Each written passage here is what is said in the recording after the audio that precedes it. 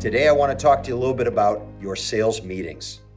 A lot of salespeople go out there and they have meetings, and because they haven't really prepared for it efficiently, they'll hear an answer at the end of a sales call like, "Thanks for coming in, we'll let you know." Or, "Boy, this is an awful lot to think about. Why don't you follow up with me in the future?" Or, "You know what, I've got to talk to some people," or "I've got to get some other quotes," or "This is a lot of information to absorb. Let's talk another day." And then, of course, the salesperson goes and allows that to happen because they didn't have very good prep. And what ends up happening is they follow up endlessly, oftentimes, ultimately to hear a no at the end. So what if for your meeting prep, you put a couple things in there? Okay, now there might be 10 or 12 things we can do to prepare for a meeting. But in this tip, I'd like to offer one. We call it outcomes.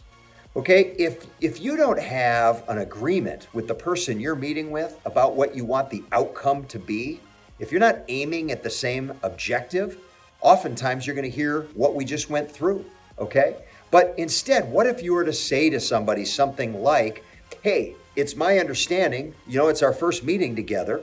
Can we agree that we're going to ask each other the questions and maybe talk a little bit so that at the end of the meeting we can decide, does it make sense to talk again? Does it make sense to have another meeting? Does it make sense to do a proposal?" Whatever it is that you want the outcome to be, you suggest it, and if they comply, then you're in the game.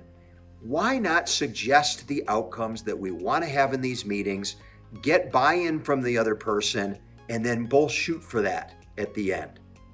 We hope you've enjoyed today's sales tip. If you're looking for more meeting preps, you can go to our website at www.armstrongsalescoaching.com for the full list, and you can find that in the articles section.